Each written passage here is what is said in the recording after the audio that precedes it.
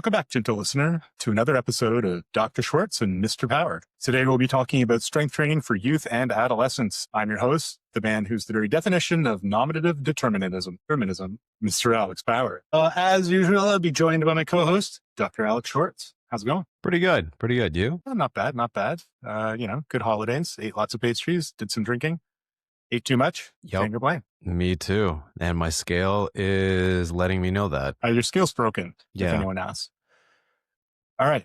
So today we'll be discussing strength training for youth and adolescents, why it's good, and we'll also talk to some persistent myths or misunderstandings around this. And this is an area with a long history of myths and misunderstandings around particularly, the risks for kids and youth and, why they, in those views, shouldn't train. So over the years, it's been claimed that strength training and weight training in particular would, stunt children's growth, make kids slow and unathletic.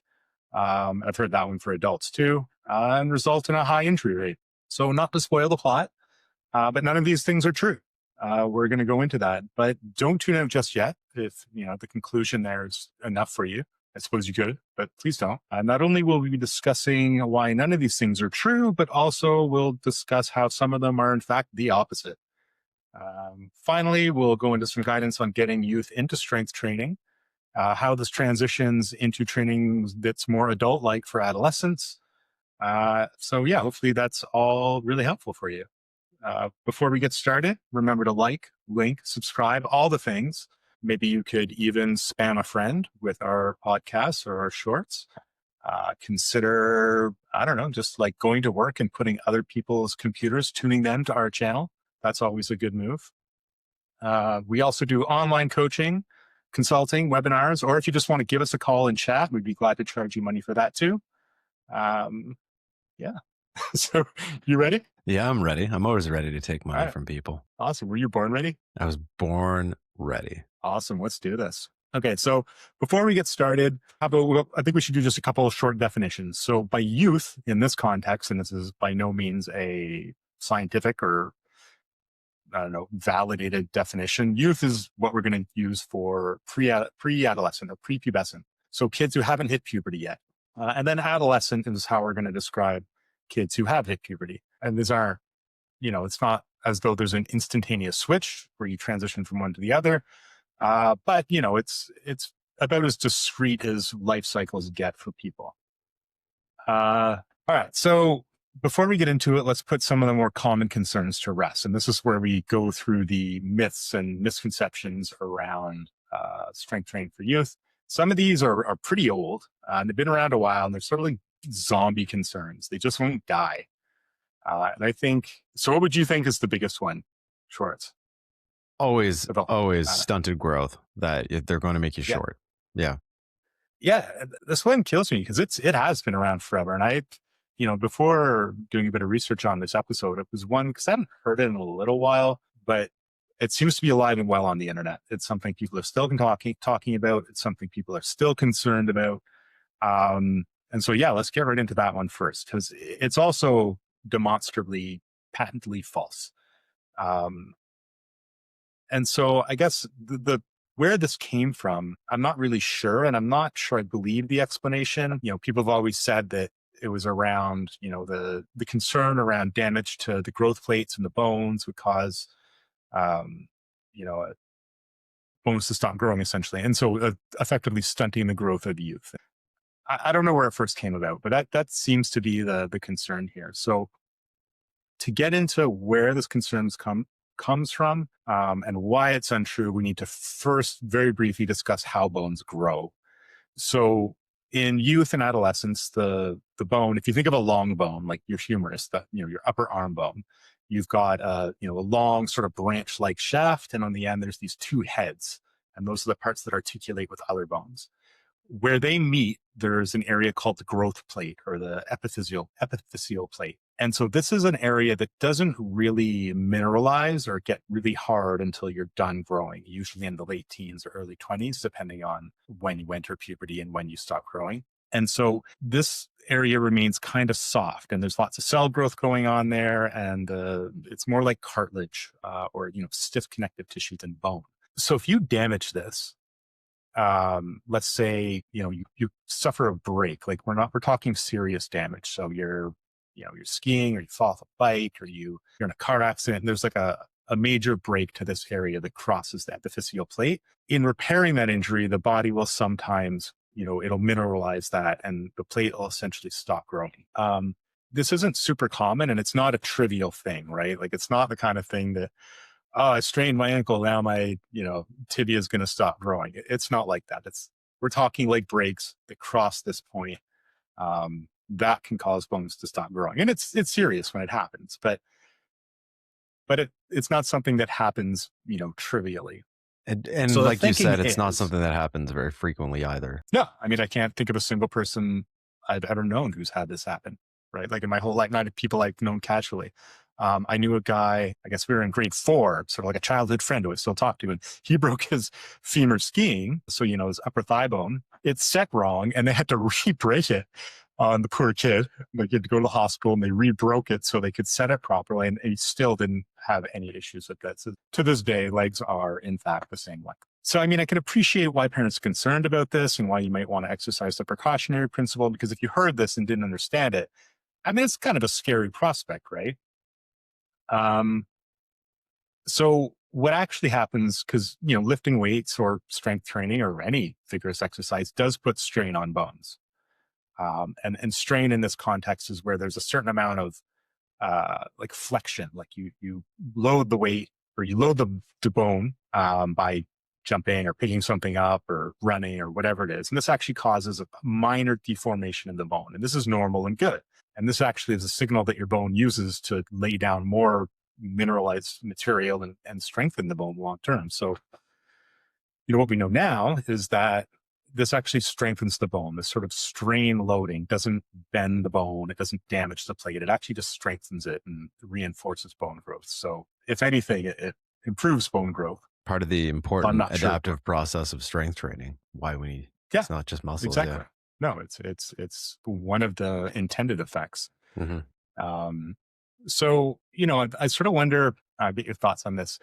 It's sports like Olympic weightlifting or gymnastics have sort of fed into this myth a little bit. Like, you look at, weightlifters, like Olympic weightlifters at the Olympics, and they tend not to be tall, same as, gymnastics, and they tend to be well muscled. And I suspect what's happening, or if I'm correct in thinking that this is part of what people, the image that it conjures is these are sports that both bias towards people who are muscular for their height. So they tend to be shorter, just because that's who's good at it at that level, right?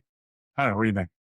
I mean, yeah, on the flip side, and we play, there's kids that play sports that I would say are far more dangerous, if there is that, substantial danger to their epiphyseal plates than resistance training. I mean, I played as an adolescent, and then I know there was kids who were prepubescent before I even started playing contact football. So there's a lot more breaks in that than I've ever seen in weight training. There's a lingering impression amongst parents and coaches that strength training in general has a high injury rate. It's not really born out of research or experience, and in reality, it has a pretty low injury rate. We can put some links up to the research to show notes for anyone who's interested. But the research is also really kind of funny. It's mostly self-reported, which we know is great. Quote on, I'm kidding there sarcastically, and it's biased towards things we wouldn't normally consider as injuries. So people reporting small aches and pains that are pretty transient in nature. If anything, these kinds of studies overestimate injury rates, because people they're kind of, when you're part of these studies, you're sort of looking for these things. And then in youth, there's less data. So what does exist shows, unsurprisingly, very low injury rates. Most of the injuries that we do see in sport and in particular with strength training are overuse related, and that's a coaching thing, and it's pretty easy to avoid in young trainees. And I think it's, like I was alluding to before, I think it's worth contrasting people's risk tolerance around strength training with risk tolerance towards sports like hockey, like football, which I played, which do have much higher injury rates. we have this, and maybe it's just sort of these old preconceived notions of strength training making us shorter, and it can damage your epiphyseal plates. I was learning this in school. I was learning this in we were talking about this in university, I remember. And it was the time I remember thinking, well, this seems kind of like BS, because I've been lifting weights for a long time and taller than most people. Well, But you're what, like 6'2"? yeah, I'm 6'2". I started So I guess lifting if you didn't lift weights, you would have been like 7 feet tall, maybe 8 easily. feet. I'd be in the NBA. I mean, Awesome. yeah, aside from the fact that I still would not be able to be coordinated and move that quickly like those dinosaurs in the Yeah. NBA do, but whatever. Being tall, that's it. So it is interesting to think about that, because I think people automatically have this idea of strength training as causing these issues. And again, I think it's this bias because the sport itself, when we look at the elite levels, which is what people usually do when they think about these things, when they think about strength training, they think about Olympic weightlifters who are shorter, or gymnasts who are shorter. And I think that's just a bias towards the sport, because it's a lot harder to pull off some of the maneuvers in gymnastics, and a lot harder to lift weights over your head when you have longer distance to go. This reminds me a bit of, our previous discussion on, whether, people talking about wanting to look like sprinters and so training like sprinters.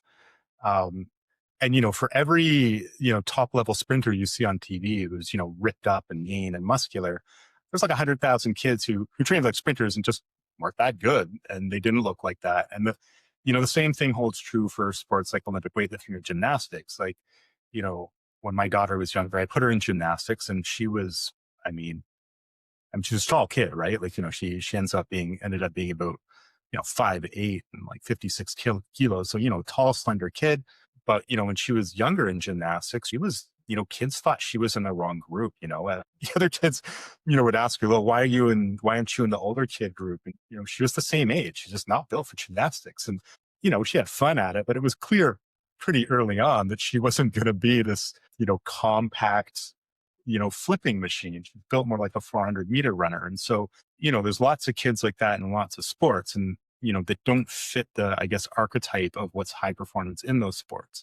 Like if you go to a local, marathon or distance event, there's lots of people doing it, having fun recreationally, and they do not look like, again, these like 5'10" runners who, weigh 130, 40 pounds, who are just ripping up the course. They're just, they're middle-aged people who are having fun. And yeah, same thing for weightlifting, right? There's lots of people who don't fit that, but that's not who you see on TV, right? No, like not everybody.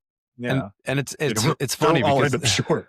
Well, it's one of these things where, what's the priority here? Do we want a Soviet sports system where they're like handpicking, and selecting, well, this kid's got like limbs that are this length, you should go into the shot put or something?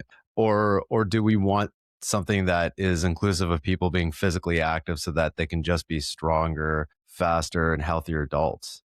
I think then that's or just the most have fun. Never, God forbid. Eh? Like, yeah, well, why would they have fun? No, this is about performance, Alex. But that's exactly it. It does boil down to that. And I think this is an important thing to discuss when we're talking about strength training, because maybe I'm biased and you're biased, but lifting weights is fun. Getting stronger is fun, and it also has a ton of benefits. Contrasting to things like I like picking on it because I used to play it, but like contrasting to football, I think long term there's definitely more benefits with just strength training than there is with like heavy contact sports, and certainly more sustainable long term. I don't see a lot of people my age playing. I'm trying to conjure to mind all the, masters football leagues, and there aren't. I'm coming up pretty short, right? Like you do see, adult leagues for, soccer, but the rest of them this flag football, which is also very fun and hard. Which is, I guess that's it, right? You basically, if you turn it into a different game, which is basically it's like tag more than anything, then yeah, it's sustainable because you don't. But I mean, I'm coming up on 50 and I just really do not want to be tackled. Like that just sounds terrible. I just remembering like playing football in weather like some of the weather we're having now in the winter time, or when it's really cold, and everything hurts so much more, not just your joints, but getting hit. It's just so unpleasant. I that was in my 20s. I can't. No thanks. Good for me back then. But But yeah, this brings up another point. Another popular thing that things that are prevalent with kids and lifting weights is that it makes kids and athletes slow, which to me was, again, and maybe this is because of my background in sport and with physiology, but that just doesn't make any sense to me. It used to be a big one, and this applied for adults as well as kids. I do hear it less because I think more people are engaged in lifting weights and they're noticing that it's actually making them faster, if anything, not slow.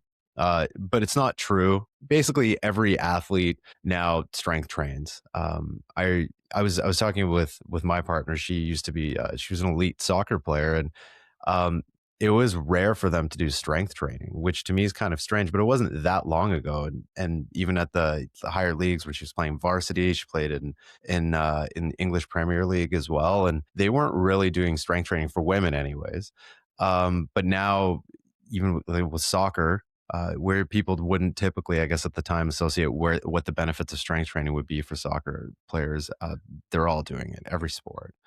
Um, but on the research side, there's tons of research showing strength training uh, to improve speed and power in athletes and non-athletes, and this is true across age groups and sex, so everybody.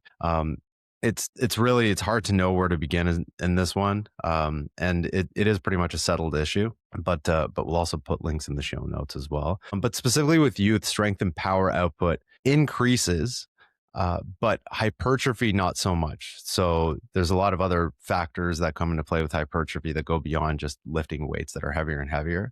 But if hypertrophy does occur, it's small. It's just too small to reliably detect.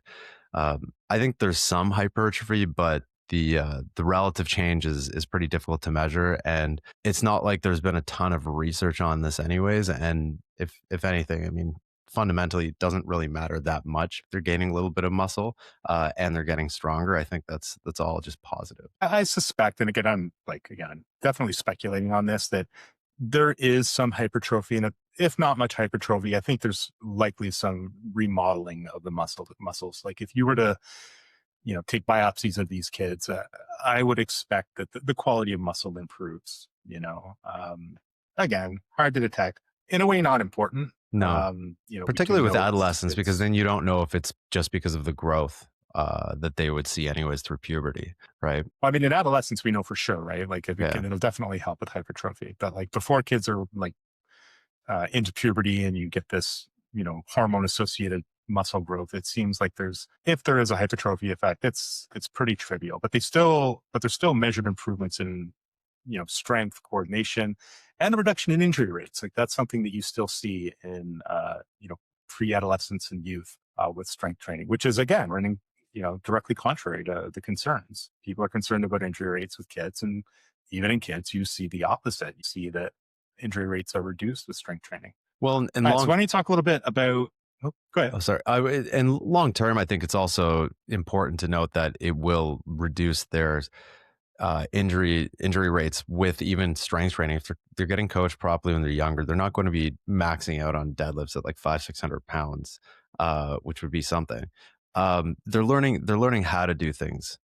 You talk, like you talk about it, and I talk about it too, with volume being important in terms of just teaching them how to do it. That's where they're getting a lot of their technical aspects, learning how to squat properly, learning how to move properly. And long term, when they're adults, it's not the first time they're coming across these movements in the gym, and they're likely to decrease their injury rate in the gym relative to other adults who are just starting out. Yeah, no, I think that's a good point, right? Like the long-term skill development, develop these sort of these motor patterns or these skills that we know, for whatever reason, when you're exposed to more of this when you're younger, you tend to have, I guess, a bigger palette to pull from as an adult in terms of movement patterns you can safely execute or comfortably execute, versus someone who's never been very active or, always had low strength. There tends to be at the group level anyway, poor ability to execute more complex movements or to learn more complex movements. So I think that to me, those are the big, sort of myths, right? It's like the injury rate myth, which we know isn't true. There's this growth stunting, which again, just is a misunderstanding. of, I guess, how the epiphyseal plates may be damaged. That one actually sticks in my craw a little bit because it's, it was something they came up with no, like based on nothing, like no data. It's like someone just thought, hey, if you damage these plates, it could stunt growth because we see that when kids get breaks. Well, weightlifting probably does that Yeah. because reason. You know what I mean? Like Yeah, it's the so forces going through the bones lifting weights are much lower than even running. Kids run all the time. No one's like, don't run, it'll stunt your growth. Like it's in a way, it's a crazy, I guess, like some it's the word I'm looking for. weird anti-weightlifting lobbyist or something. I guess. Oh man. But yeah, it's irresponsible. It's one of those things, whoever initially proposed that, it's just sloppy thinking, honestly. But hopefully eventually we get it mostly behind us. I think we're getting there. Oh man. Okay. So no more the other crawling one, under your skin with this stuff. We're getting there. I can feel it. All right. So yeah, I guess moving on to the next topic, and that's, why should youth and adolescents, strength training? And I guess, it's worth pointing out that it doesn't have to be weights. Strength training can be lots of things, but we'll discuss that a little bit too as we get into it. So yeah, why don't you get us started on that? The reason kids should lift is honestly mostly for the same reasons as adults: strength, body composition management, self-esteem, performance improvement, reduced injury risk, and insurance against age, which isn't something that you're necessarily going to be thinking about in, when you're in your tens. But higher people who have higher bone density starting out will over long time have higher bone densities as they age, because we have this decline when we get older. So we usually hit a peak sometime in our 20s, and then it gradually drops. And the best I guess the best preservation or protection, rather, not preservation, against osteoporosis, which is an issue with bone. It is the issue with bone density, is that you start out with a greater peak before you start your decline. So you're up here before you start your decline, as opposed to down here, and that will happen with resistance training. I think too, it's worth pointing. Good. Oh, I mean, I was just going to say we see this with the opposite effect, or we see this with astronauts. The first thing that astronauts do when they get back onto land is they get them resistance training. And to the best of our knowledge, strength training is the best defense against this. There's also evidence with plyometric training, but again, that's kind of all I feel that's all sort of in the same family, and we're not going to be doing plyometrics all the time regularly. Whereas with, and there's body parts that we can't really do plyo practically for.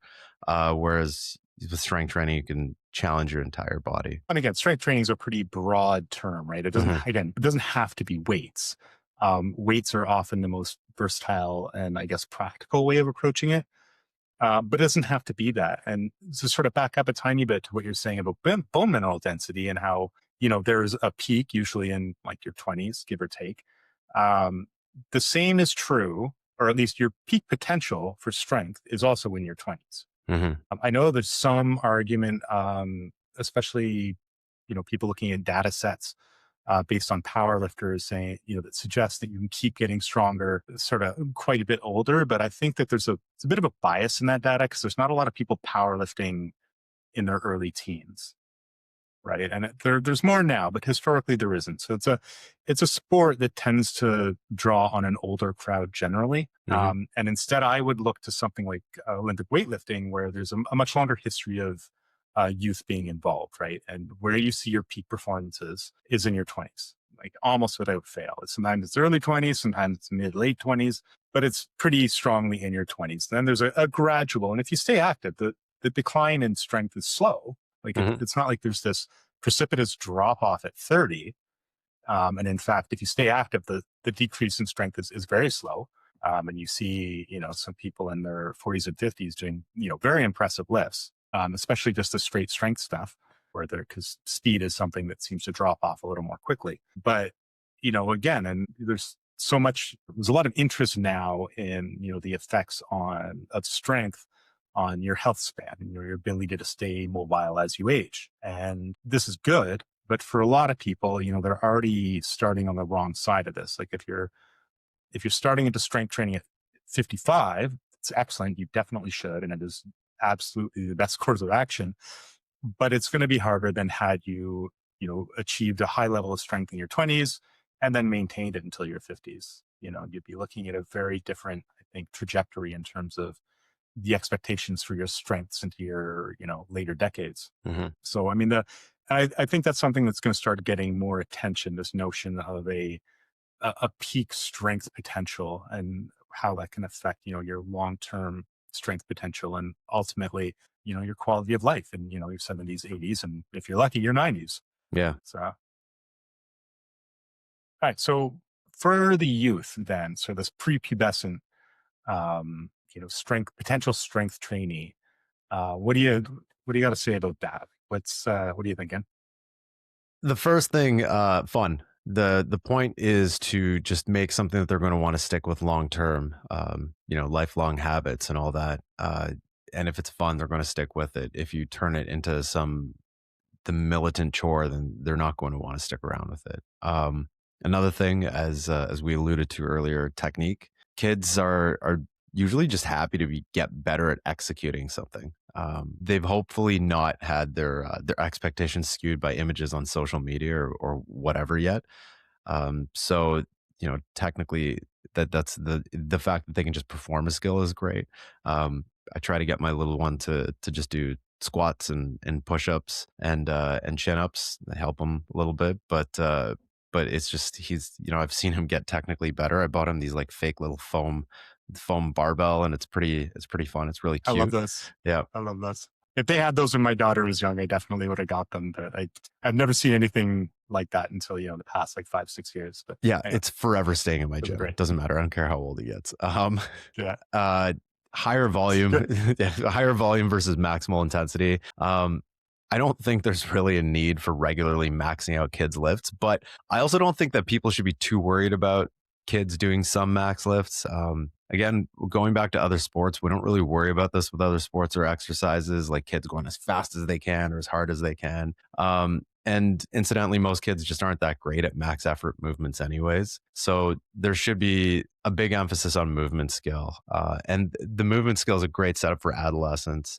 And I just kind of from what I've observed, and again, this is totally anecdotal, but I found that what I've seen having been exposed to Olympic weightlifting a long time ago from you and Michelle, what I've really noticed is that in Olympic weightlifting, they do this particularly well. Same with track and field, where there really is just this emphasis on movement skill. Like nobody cares about the weight you lift or how fast you move or how far you throw or how high you jump or how far you jump.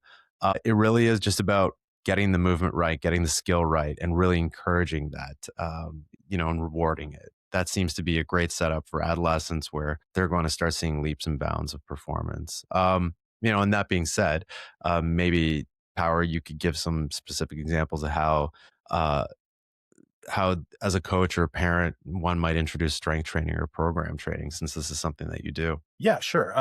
Yeah. So, I've, coached a number of, pre-adolescent kids in weightlifting and lots in track and field. And the strength training component is something that's always been a part of it, with the Olympic weightlifting, obviously, because that's in fact the sport, but with the track as well. And I think people need to sort of recognize that even though it's good to get kids that age strength training, it doesn't have to be that structured. And I think it's hard for people to picture, and perhaps rightly so, 10-year-old going to the gym and, doing all these sets and reps and taking notes in their little notebook. And some kids might enjoy that, but it can be less structured than that, right? Because again, the emphasis is on, learning good movement skills, learning good positions, and it doesn't take much to do that, especially if you view this for a youth athlete or just youth as a long-term thing, right? So, 1-2 times a week is often plenty. Focusing on things like pushing movements versus pulling movements, or squat type movements or hinge type movements. If you're doing Olympic weightlifting exercises, then starting with just overhead positions and learning how to squat and learning generally how to pull the weights. And it's a lot easier now than it used to be because there's more equipment available to facilitate this. With our Olympic weightlifting club, we have little 7-kilogram bars.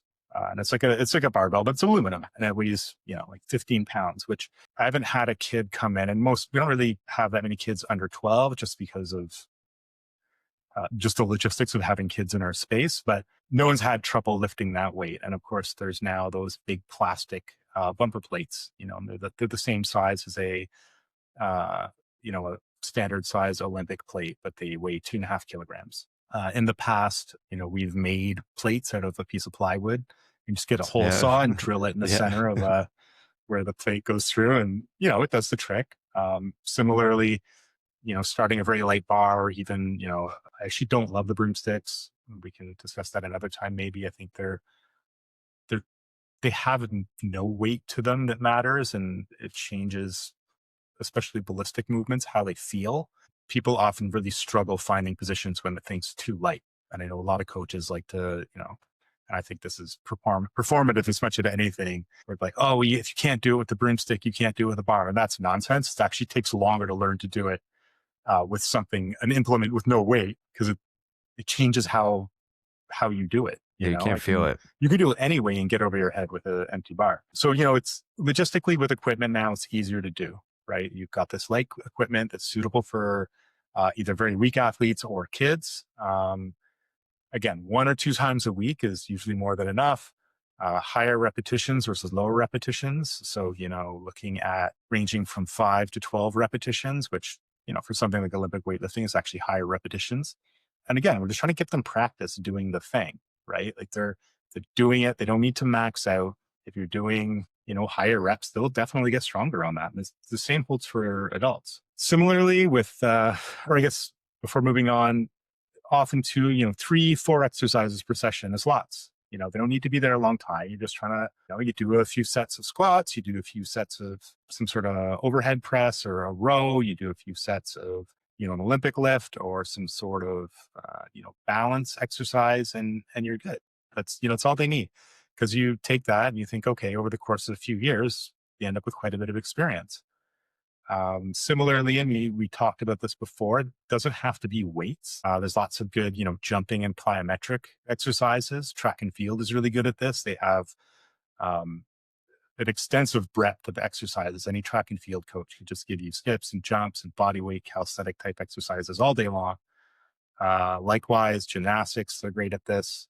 Any coach or parent interested in that sort of approach would do well to look for books on coaching gymnastics or track and field. I won't even name them. They're just so many, and they're frequently full or filled with exercises like this. And again, twice a week, maybe like 35 minutes of it, whatever, depending on the kid's attention span, depending on their age, how long they can focus and focus and have fun, right?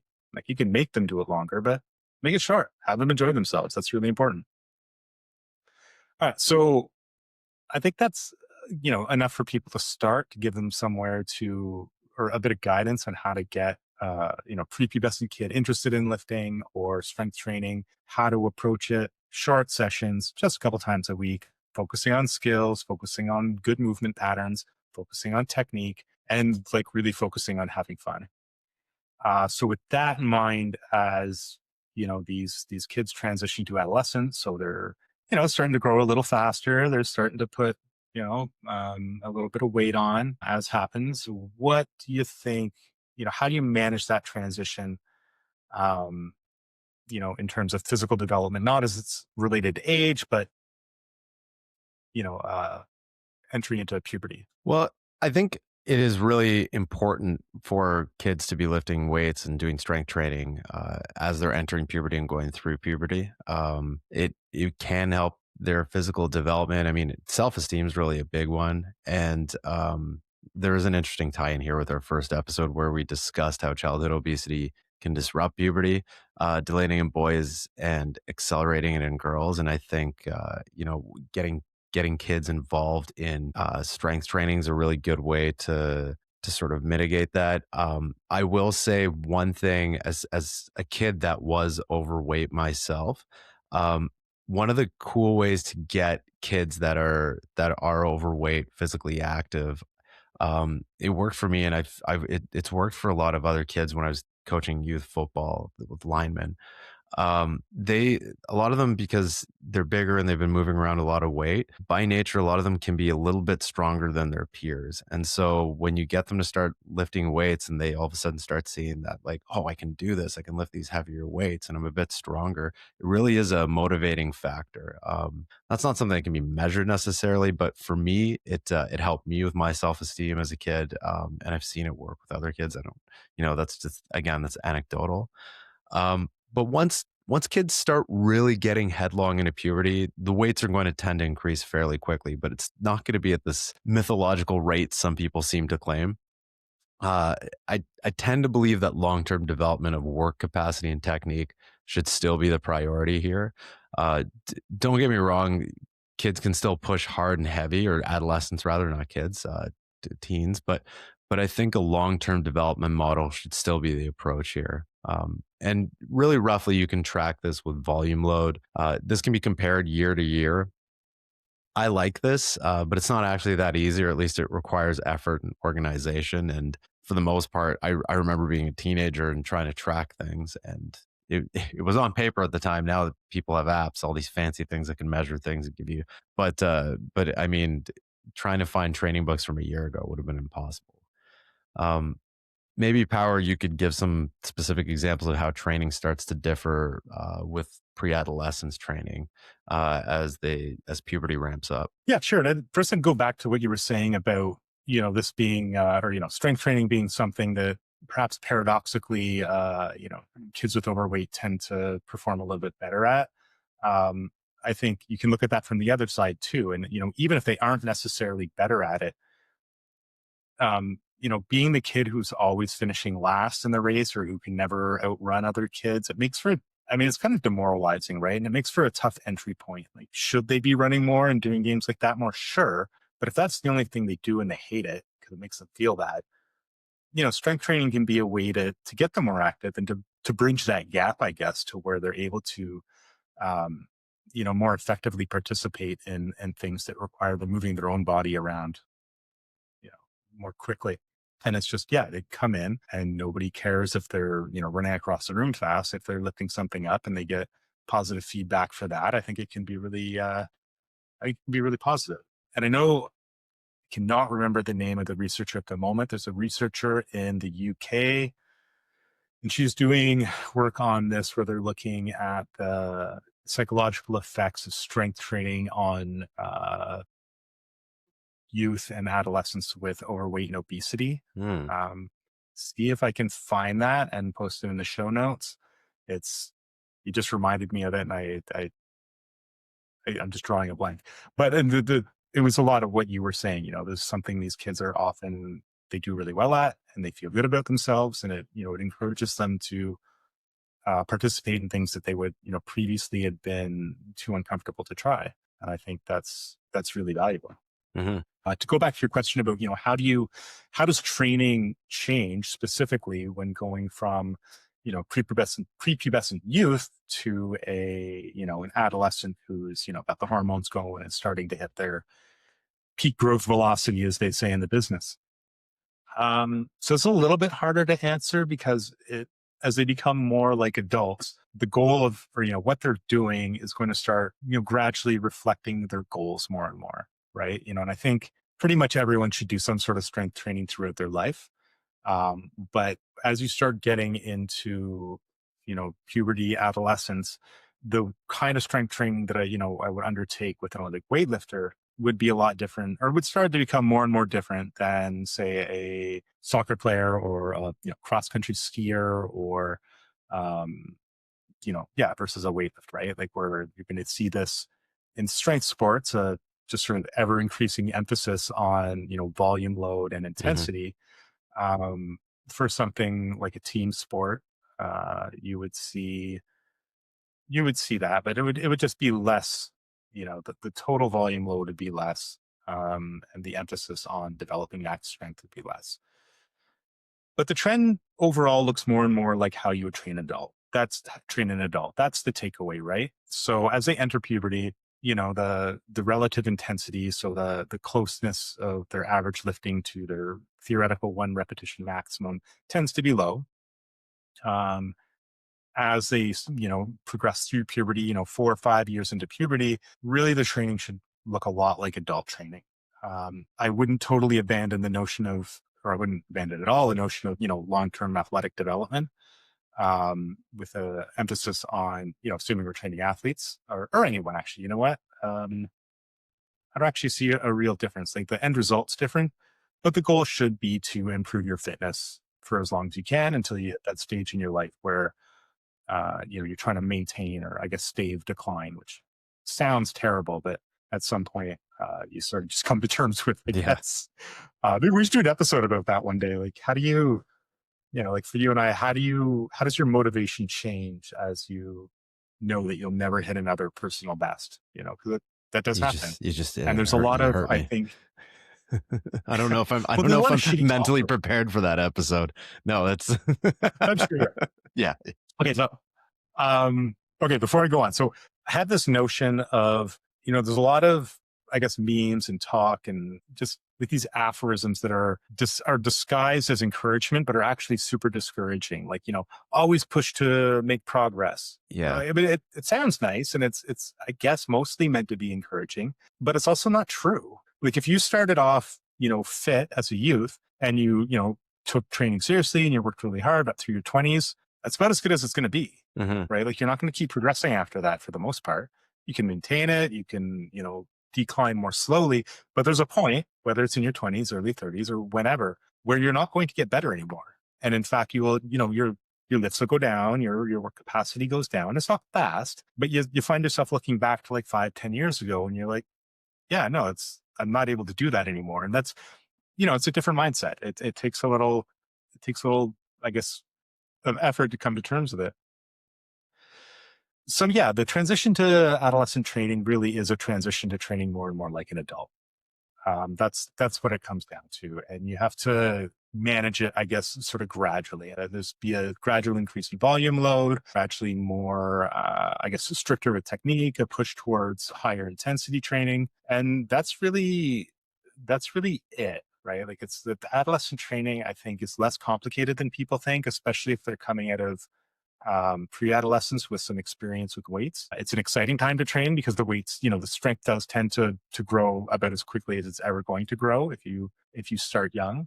It's not that I've heard some people, I've heard in podcasts or other coaches talk about, how basically it doesn't matter what you do and the, kids and youth, they get stronger and they get better like all the time. And to me, that just smacks of someone who's never actually trained youth. Yeah. And they never trained adolescents because they tend to, as a group, perform better than adults, but they're not indestructible and they're not superhuman.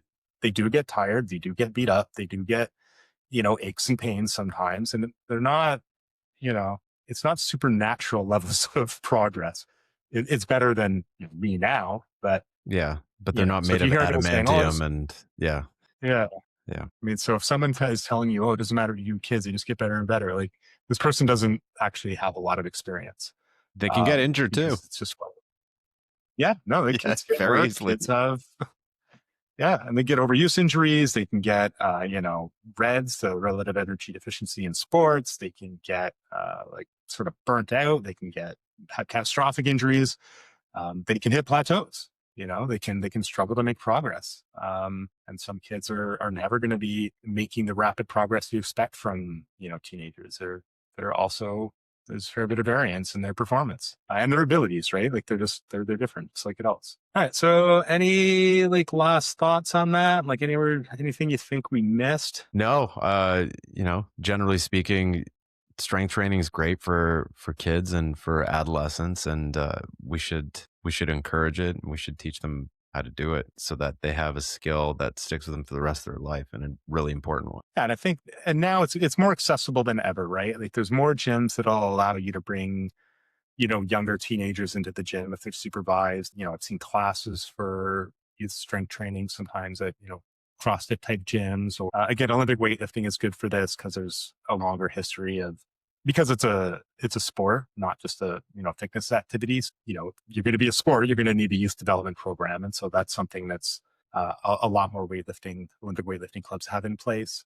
And if you've got, a sports team that your kid's involved in, that's a little more, I guess, resourced or a little more progressive in their thinking, they might do some, I guess, specific directed strength training, whether with weights or, calisthenics, medicine balls, whatever. Yeah. So I think it's more appreciated than it used to be. There's still like myths out there about, the dangers associated, especially for, growing bones, and that it has, particularly high injury rate compared to other physical activity.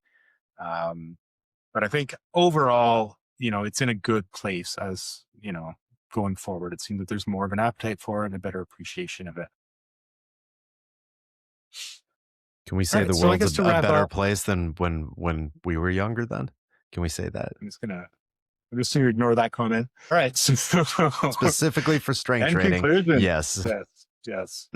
Strength training has improved. Yes, indeed. Never mind. The enhanced games is going to bring a new age of supermensch or whatever the hell. Oh my goodness. Today. Super dumb. All right. So wrapping it up, the myths around youth and adolescent strength training and weightlifting in particular are just that. They're myths. They're still untrue. Don't worry about it. That said, exercise caution, learn to do things properly, maybe get some outside guidance if you aren't sure how to approach it. Strength training doesn't have to mean weights. It doesn't have to mean a gym. That's often the most practical way to go about it, but it doesn't have to be that. Youth training should emphasize fun, technique, and building skills. As you enter into adolescence, the emphasis starts pushing more towards actual performance measures, increasing volume load over time, increasing intensity over time, and training more and more like an adult. And yeah, that's a gradual transition. And the benefits really are a lot like the benefits that we see in adults, right? We see, improved, what do you call it? Performance. Excuse me. We see, improved body composition. We see improved sometimes pubertal development, if insofar as this plays into body composition.